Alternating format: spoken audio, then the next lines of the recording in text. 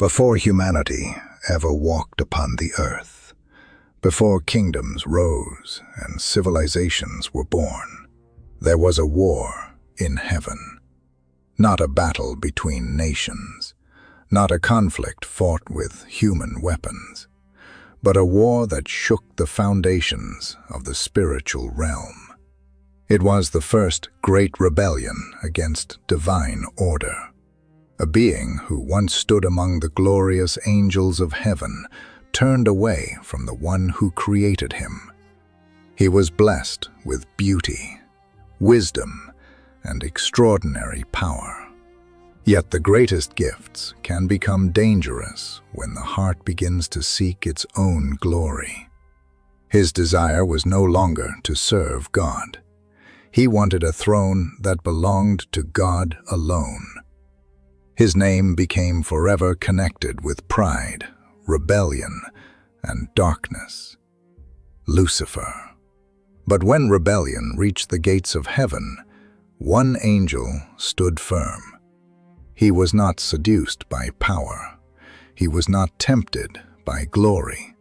He did not seek a throne. He defended the one who created all things. His name was Michael. In Hebrew, Michael means, "Who is like God?" It is not merely a question, it is a declaration, a reminder throughout eternity that no created being can ever replace the Creator. The story of Michael is not simply the story of an angel who defeated another angel. It is the story of a deeper battle, pride against humility, rebellion against obedience, darkness against the light of God. Chapter 1. The Birth of Heaven's Warrior. Before the world was formed, God created the angels. They were spiritual beings, created to serve His divine purpose. Some carried messages from heaven. Some guarded sacred mysteries. Some carried out divine judgment. And among these heavenly beings was one given a unique mission: to defend the order established by God, to stand against the forces of rebellion, and to lead the armies of heaven when darkness challenged divine authority. Throughout biblical tradition, Michael is known as an archangel and a great prince among God's heavenly servants. The book of Daniel describes him as a powerful protector who watches over God's people. The letter of Jude refers to him as the Archangel. And in the book of Revelation, Michael appears as the commander of heaven's armies in the final conflict against Satan. But Michael's greatness does not come from seeking his own power. It comes from his complete loyalty to God. He does not fight for his own kingdom. He does not seek his own glory. He represents truth. He represents righteousness. And he carries the authority of heaven's judgment. His mission is simple: to defend God's glory, to preserve divine order, and to stand against the forces of darkness. Because in heaven, the greatest warrior is not the one who seeks the throne, but the one who remains faithful to the one who sits upon it. Chapter 2. Lucifer's Pride and the First Rebellion. But heaven was not always filled with perfect harmony. According to Christian tradition, Lucifer was once among the most glorious angels in heaven. He possessed beauty, wisdom, and extraordinary splendor. Yet even the brightest light can become corrupted when it turns inward. Lucifer began to focus not on the one who gave him his gifts, but on the gifts themselves. Pride entered his heart.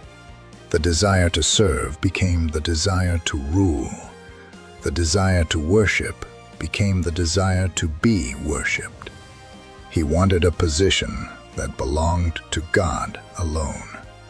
And from this desire came the first great rebellion. Christian tradition describes Lucifer as leading other angels into this rebellion. convincing them to follow a path of pride and independence from God. The book of Revelation presents this conflict symbolically, describing Satan as the dragon who swept away a third of the stars of heaven, and when rebellion rose against the throne of God, Michael stood in opposition. He was not impressed by Lucifer's former glory. He was not moved by his promises of greatness, because Michael understood an eternal truth. All power comes from God. All glory belongs to God, and all creation exists because of God. Chapter 3. The War in Heaven. Michael against Satan. Then came the battle. On one side stood the angels, who remained faithful to God. On the other stood Lucifer and the fallen angels who followed his rebellion. The book of Revelation describes this cosmic conflict. Michael and his angels fought against the dragon, and the dragon and his angels fought back. This was not merely a battle of strength. It was a battle of allegiance. Lucifer believed that a created being could rise above the Creator. Michael answered with the meaning of his own name. Who is like God? As the commander of heaven's forces, Michael led the faithful angels against the rebellion. But the victory was not the triumph of one angel's ambition over another. It was the victory of loyalty over pride, the victory of obedience over rebellion. And in the end, the forces of darkness were defeated. Satan and his followers were cast out. The rebellion ended, and the order of heaven was restored. The first great conflict between light and darkness had reached its conclusion. Chapter 4. The Protector of God's People.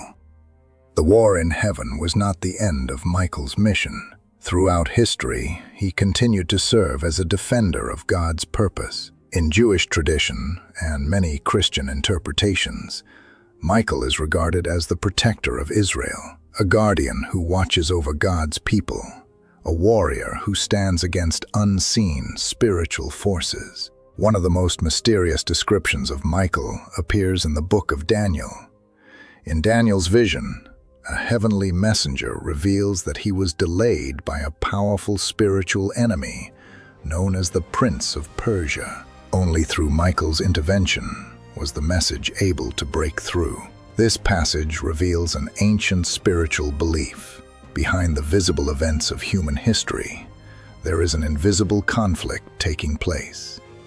Human beings see kingdoms rise and fall. They see wars between nations. They see the movement of empires across the earth. But beyond what human eyes can see, spiritual forces are also at work.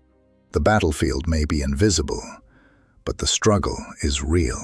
Michael does not fight for his own name. He does not defend his own kingdom. He fights for the fulfillment of God's plan, because true heavenly authority does not come from claiming power, but from faithfully carrying out the will of the Creator. Chapter 5. Michael in the Final Prophecy. At the end of human history, Michael appears once again, no longer hidden in the background, but standing at the center of the final conflict between good and evil. The book of Daniel declares, "At that time Michael, the great prince who protects your people, will arise." For many believers, this prophecy represents a powerful promise. Even in humanity's darkest hour, God's protection will not disappear. The forces of darkness may rise. The world may experience suffering and chaos, but heaven has not abandoned its purpose. In the book of Revelation, Michael once again leads the armies of heaven against Satan. The image is one of the most dramatic visions in Scripture.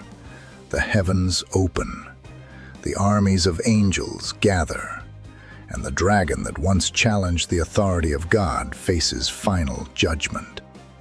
The rebellion that began before humanity existed finally reaches its end. This final battle represents the ultimate victory of divine order over rebellion, light over darkness, faithfulness over pride. Because evil is built upon the desire to replace God. But true power comes from surrendering to the one who created all things.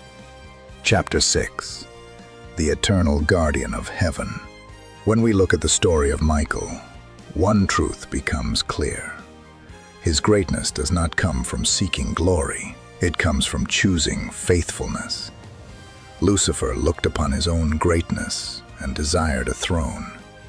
Michael looked upon God's greatness and remained loyal. One chose pride, the other chose obedience. One reached for a glory that was never his. The other received honor because he refused to seek it. The meaning of Michael's name became the answer to Lucifer's rebellion. Who is like God? It was not a challenge. It was a declaration, a reminder that every angel, every kingdom, and every created thing exists beneath the authority of the Creator. When the final battle is over, when darkness is completely defeated, and when God's kingdom is fully revealed, Michael will no longer need to raise his sword, because his mission will be complete. He defended heaven. He protected God's people. He stood against the forces of darkness, and he fought battles that humanity could never see. Because the greatest warrior in heaven was never the one who sought the throne. It was the one who refused to take it. His name will forever be remembered. Michael, the commander of heaven's armies, the defender of God's people, the eternal guardian of heaven. For thousands of years, the story of Michael has inspired believers across generations. He represents courage without arrogance, strength without pride, power without rebellion. In a universe where even the brightest beings can fall, Michael's story reveals a timeless truth. Greatness is not found in rising above God. It is found in remaining faithful to Him. This is the mystery of Archangel Michael, a warrior who defeated rebellion, a guardian who protects the faithful, and the angel whose very name declares the eternal truth. Who is like God? Welcome to Ancient Bible Mysteries, where we uncover the hidden stories of Scripture, ancient traditions, and the mysteries that have fascinated humanity for centuries.